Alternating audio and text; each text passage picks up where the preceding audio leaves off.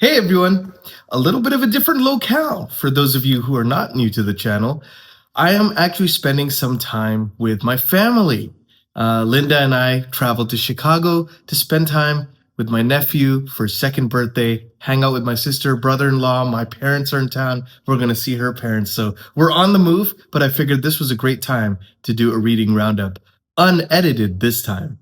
So no flashy intro, none of that this time. I'm just going to jump into what I'm reading, what I'm going to read, the usual drill, except I won't be able to edit it and make it look extra nice for you. But I hope you'll bear with me on this. But I wanted to talk with excitement about the books that I'm reading. So if you haven't already, please like and subscribe. And now on to the book. So the first one I want to talk about is a read along that I've been doing with the wonderful Jake from Nerd Level Rising. Fantastic channel. If you haven't checked out his as well, I'm going to link it down below. And also world famous fantasy author, icon, Jenny Wirtz, who's written The Wars of Light and Shadow, the 11-book magnum opus. She's written tons of other series and standalones as well. And she suggested that we read, as kind of a read along, the Heaven Tree trilogy by Edith Pargeter. Now, really cool omnibus collection here of the three novels, which are The Heaven Tree, The Green Branch, and The Scarlet Seed. Interesting thing about this, and the way she kind of posed it to us, was, hey, do you want to read something that is beautifully written? And of course, Jenny Wirtz knows her prose. And but also kind of has a similar, I guess, like kind of premise as Pillars of the Earth by Ken Follett. You know, this building of a cathedral in like the 1200s. But if you want to see it from the artist POV, because from what I understand, I haven't read Pillars yet, I still have to read it, but it doesn't really go into the artistry that is involved with the craft. That is also something Jenny Wirtz knows well, and she figured that we might appreciate this. So we are reading this all together. I'm a little bit behind compared to the other two, but I think they're on chapter 8. I'm about chapter 4 right now in this. But, you know, the first chapter was beautiful. It took me some time to adjust with the prose because it really does. Again, it's like it forces you to slow down, really digest what you're reading. But then it's off to the races. It almost reminds me, and I would love to hear Jake and Jenny's perspectives on this. And we're going to figure out a time to chat all together about this. But, you know, almost reminds me of like a John Steinbeck kind of vibe to it, especially like chapter 2 and 3, getting to know some of these characters and stuff and their interplays. But it's really beautiful. I'm hooked. So I'm very excited to catch up to them. And actually, now that I'm here and, you know, have a little bit of time to myself here and there, I'll get a chance to, you know, turn some more pages. So this is the first book that I got a chance to kind of dive into a little bit this week. The second one and the third one actually are on my Kindle, so I can't really show you that, but I can show you Pepper's marks here because our cat Pepper is rambunctious and she loves clawing at things. So isn't that wonderful? But we love her anyways. So the first book I want to talk about is a book that is kind of immediately grabbed my attention, and that is from debut fantasy author Chance Dillon, Mercy, Tears of the Fallen. This is the first book in an ongoing series that he's working on, and this book is coming out actually July 20th, I think it is. Correct me if I'm wrong in the comments. But, you know, I got a chance. He kindly sent me a Kindle copy of his revised edition before it goes out to the masses, you know. And so I decided to dive into it. I've heard it is very complex. It's very reminiscent of Malazan Book of the Fallen, you know, The Bound and the Broken, and Elden Ring also, it says on the back. And so I was a little bit intimidated. I'm not going to lie, because I wasn't sure if I was ready to read Malazan, Wars of Light and Shadow by Jenny Wirtz, and Mercy, Tears of the Fallen, all back to back. You know, I gotta say, rest assured, my fears were actually unfounded, because as I started making my way through this, I instantly gravitated to the characters. I never was wondering who is who. Even when he was throwing a lot of information at you, especially in this first like section of the book, I felt like I kind of understood it all. I don't know if it's because I'm reading the other stuff that my mind is primed for that style of writing, but it's also in a very kind of sharp, modern fantasy prose, which is different to some of these other series that I mentioned. So that's kind of what sets it apart, I think. But I'm really enjoying the ride right now. I mean, I read 20% of it just in one sitting. and now I'm about the 25 or 26% mark. So I'm making my way through very fast, much faster than I thought. I really thought this book would take me like a full month to do, but somehow I am really enjoying it. So more on that soon. But I'm always linking that down below in case you want to check it out. And support an indie author, a promising indie author from what I've read so far. And seems like he's been getting a bunch of pre-orders. So I can't be happier for him. So Chance, thank you again for sending this to me. I'm really enjoying this and cannot wait for the rest of the journey and to see how it concludes in this volume. The other book I got a chance to read and finish. Finally, you guys, I know I've been keeping you waiting for a while, and I will be doing a dedicated review of this because this is our official channel read along, and it is Malazan Book of the Fallen by Stephen Erickson, Book 3, Memories of Ice. Now, I'd heard this is like arguably the best book in the series. The high points are all there. And I gotta say, this book is tonally so different from the second and the first. The first was a bit more disjointed, introducing you to the world, Gardens of the Moon. Very promising characters and world building. The second book is really dark, Deadhouse Gates, but some of the most compelling character narratives and how they kind of intersect together. I love that stuff.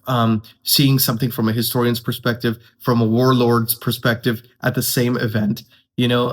Really interesting stuff. Seeing PTSD in full display, but with all its subtleties and nuances. I was like, how is a book going to top that? It's very hard to top something that is so complex and beautiful, intriguing in its darkness. Memories of Ice is interesting because it is more heroic in scope. The battles, kind of last for many more pages, and you get to see a little bit more of the compassion angle. When I remember when I read book 2 and it was so dark, I thought this got to be like almost a no hope, grim, dark series. Like, how could there be any light? And Stephen Erickson specifically always says this is not grim dark. And I've heard, I think Philip Chase has mentioned, like, the theme of compassion is very evident in this. I didn't see it in the first 2 books, but my God, you see it in full display here. And certain sacrifices that characters make in reference to and in deference to compassion is in full display here. God, I mean, I love where a lot of the characters' storylines end up, and I almost felt like the first 3 books could be considered like one arc. I don't know if that's how he intended it or how it was written. I'm sure he intended it that way, but it really kind of ties up some certain storylines. So I'm interested to see where this book goes from here. I think if I had to rank them, I think I might, just by a hair's length, put Deadhouse Gates above this one. Not for any other reason than just the compelling nature of the darkness, I think, really grabbed me. But this is at a very close second, and it's still a 5-star book. I just cannot believe that I've slept on this series for so long. And I think it's one of those things where I don't know I'd have been ready for it in the same way if I'd read it years ago. I think I needed to wait, actually. Sometimes you need to wait and let things marinate and get to a point where you can really enjoy a series, full on. So I'm glad I waited the time I did. But man, I'm so excited to visit the rest of the series. We're going to be reading House of Chains, I think, book 4, maybe next month or something, or tail end of this month. I'm going to check with all of you and see, for those of you who are still on the read along, if you want me to wait for you, if you want me to continue, I would love to hear from you. So let me know in the comments for sure, And I almost forgot to mention, I did get a chance to start a little bit of, I've read, I think, maybe about 10% of The Mad Ship by Robin Hobb, book 2 of the Live Ship Trader series. This is her second trilogy in her magnum 16-book opus, The Realm of the Elderlings. Now, I'd heard, of course, that Live Ship is one of the high points of the series, and I'm so glad that I am reading it right now. I'm reading it with Ellie from Bibbidi Bobbidi Books, linking her channel, of course, below. And I gotta say, I mean, this has instantly drawn me back into the world of the Vestrit family. Captain Kennett is even more intriguing than he previously was. You're kind of seeing his dynamics with Etta. You're seeing, these different POVs as they're all kind of spread out now, and seeing what they're all up to. I'm very early in the book, but I got to say I'm really enjoying it. And it's going to be hard to choose, which books to read first and which ones not to. So it's going to be interesting, but I'm loving it so far. And so this has been a really a highlight in a reading week for me. Let's talk a little bit about what I'm going to read. So I want to, if I can, I don't know how this is all going to work out timing-wise because, of course, I'm with my family, but I would love to finish Mercy Tears of the Fallen by Chance Doan. and see. I haven't really spoken to him at length about this, but I would love to have him on the channel and interview him and chat about it. His new book in conjunction with the release. So that's one thing I want to do. I also want to, continue a little bit of Madship. I want to continue a little bit of this other book that I'd kind of put down for a week because I wanted to get into some fantasy, and that is, of course, Solenoid by Mircea Cartarescu. Was kind of a surrealist, almost semi-autobiographical narrative of a guy growing up in Romania in the 70s and 80s as a school teacher, describing the mundanities of life and kind of depression and isolation, but from a profound lens. Again, beautiful, beautiful writing. I mean, this is incredible stuff. So if you haven't checked this out, I even did a short, actually, if you check my short section, talking a little bit more about this at length. You can find that there as well. I'm only 200 pages in, so I got a ways to go, and I definitely want to switch my focus back to this a little bit and read some of this because I've been really enjoying this book. And I want to. This is a book you need to fall into, and I want to fall into it. So that's the other one. And then, of course, I want to catch up to my dear friends, Jake from Nerd Level Rising, and of course, Jenny Wirtz on the Heaven Tree. So I will be catching up to them. So this one probably even read after I've finished filming this video and stuff. Then we got to get ready for my nephew's birthday party, second birthday party and stuff. So that'll be fun. Let's talk a little bit about this week on the channel. So I didn't get a chance to do a whole lot. I did do a reading roundup. I also did, in that reading roundup, I kind of announced some of the channel changes. I'm shifting focus so that I am not only just doing book hauls and reading roundups and all that, but I want to also have some dedicated videos that are slightly different, than some of the other stuff offered on Booktube. I also want to do video essays. I want to speak to my experience writing for book adaptations and looking at the connection between adaptations and music and books, and just kind of the confluence of what comes together for us to see the things that we love on the big and small screen. So that's another thing I really want to kind of shift focus on, but I'll probably do one of those videos a week. So that's kind of the deal with that. I did release my top 10 favorite music memoirs, which you could check out up here if you'd like to. It didn't quite get as much viewership, and that's understandable because it's slightly different. I don't know if a lot of you read music memoirs, but that video is evergreen. It'll always be there if you want to check that out. Let's talk a little bit about this week's channel update. So this coming week, I'm going to actually I already have filmed it before I left, so it's the properly polished version of a video essay. I kind of wanted to talk a little bit about, because I put a poll in the community post, which you could check out to see, what topics you'd want to see represented on this channel. And one of the topics I'd come up with that you all chose by a hair's breadth was, should there be more standalone fantasy? And I personally think, yes, I think it's healthy for the industry.